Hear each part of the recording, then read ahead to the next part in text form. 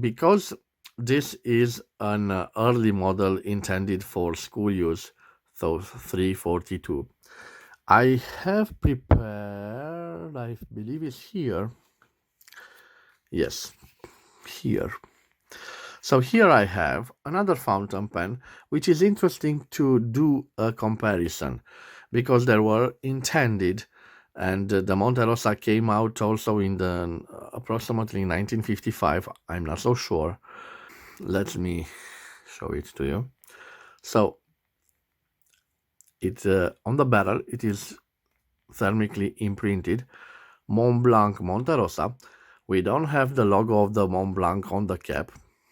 We have this interesting band, ring band, that has those mountains. You can see beautiful, beautiful. And this is the Monte Rosa, the screwed in cap, and let's compare it with our 342. Let's look at both of them. Okay. Yes. So on the top we have the Mont Blanc and down the Monte Rosa. You must know that the Monte Rosa is the model 042G. G stands for its gold nib. So the Monte Rosas, because they were student fountain pens, they were most common in a steel nib. But we have here the luxury version, let's call it a luxury version, equipped with the gold nib.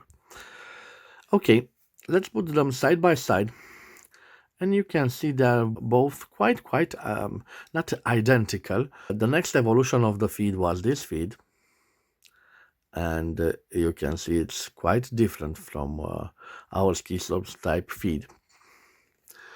And I want to check out if we can see. Yes, it is equipped also with a silicone cork, and not much more differences between them. And in fact, I will leave the dimensions of our 342 on the screen, and next to it I will leave the dimensions of the Monte Rosa. And it's just a curiosity for you guys to see. um, they are quite similar. Similar.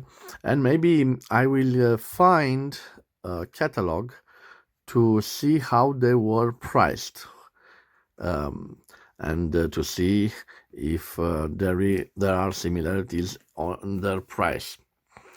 But it would be difficult because this is the 042G with the gold nib, and I hope I will find the version with the gold nib because the price is relevant. And you know that there are quite significant differences between the models equipped with a simple steel nib and ones equipped with a solid gold nib. For the writing sample, because I have this clear window, I will use a light colored ink, and I think that the Pelican will be a nice choice.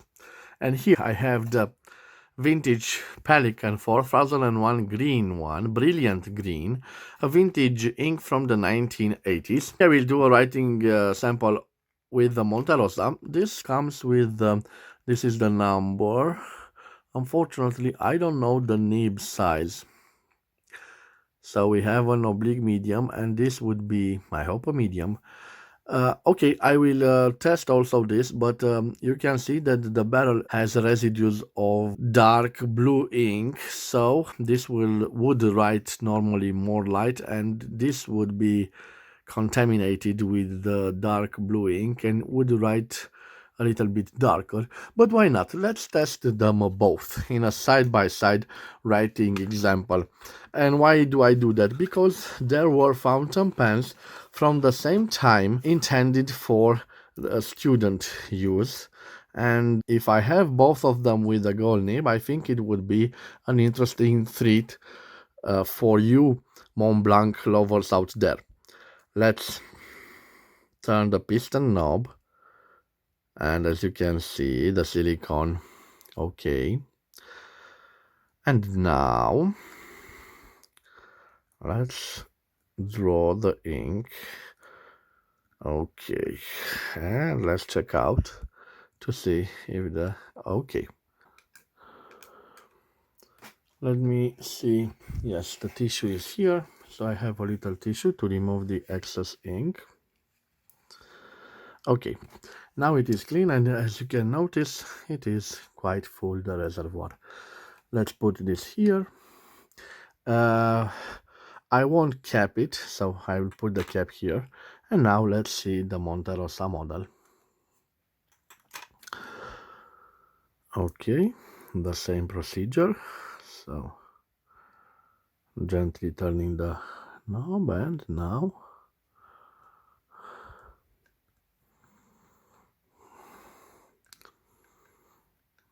yes, we are ready. Where is the okay? I will also clean this one. It's perfect. So now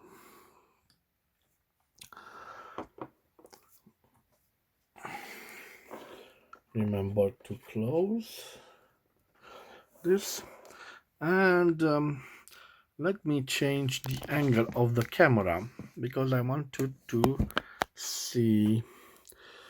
And we will start with our fountain pen. So this is the Monte Rosa here, and we will start with our fountain pen. Okay, so I have a Montblanc 342, and I believe this is from 1955 or approximately 1955. It is a vintage fountain pen made in Germany.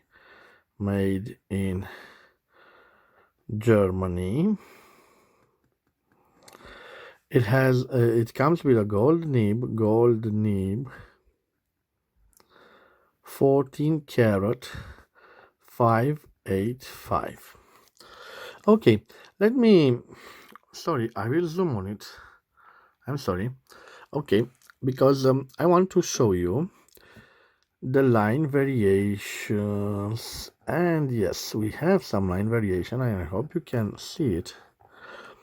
A slight, I will call it semi-flexible nib.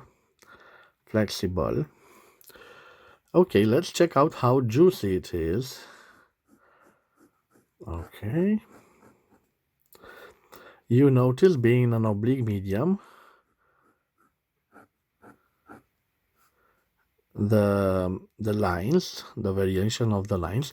Okay, let's see, this is an oblique medium nib. It's important for us to say what the type of nib it is. Let's write. So the quick brown fox jumps over the lazy dog. Okay, so this was the Montblanc 342. Okay, let me do the last test of the pressure test. So here no pressure and with pressure. Okay, so try to cap it after you've done writing with it to avoid problems with the ink flow. Okay, let's put this here, or maybe here aside, because next to it I want to do another Montblanc, and this is the Montblanc Monte Rosa 042G, G for the gold nib, also from, I believe, 1955 or 56. Let's call it a 56.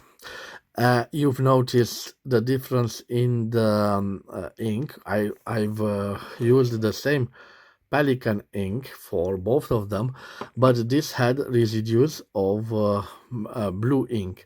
So If we have a green here, this here it would be a turquoise shade.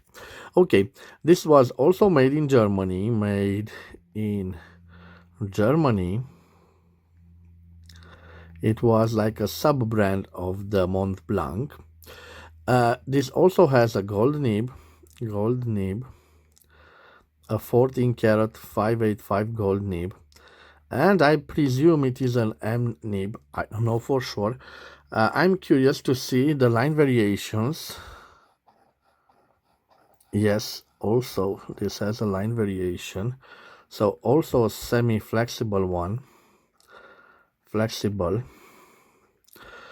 Let's see the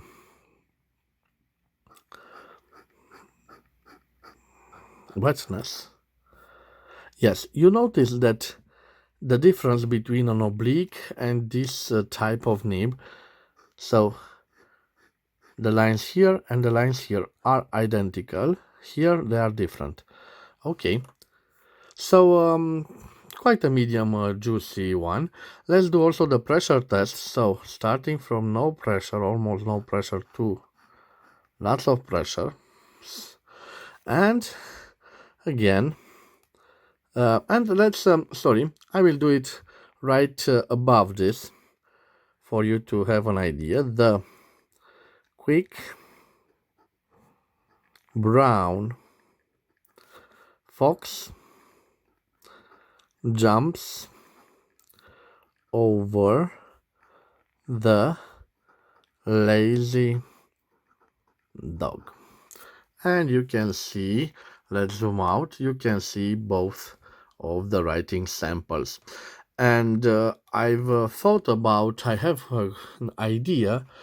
I will also do, based on this video, a comparison between the Monte Rosa and the Montblanc 342. Yes, it was a costly instrument, but you didn't have the economic power of a lawyer or a doctor to buy a Meisterstück line. You bought yourself a 342 or a Monte Rosa with the gold nib or with the steel nib, and you had yourself a reliable and powerful instrument, easy to use, easy to clean, and maybe even easy to service. Thank you guys for your time. I hope that you've learned some new interesting things from this review. If you did, and if you enjoyed this review, please subscribe to my channel. Thank you for your time. See you again at the next episode. And bye bye.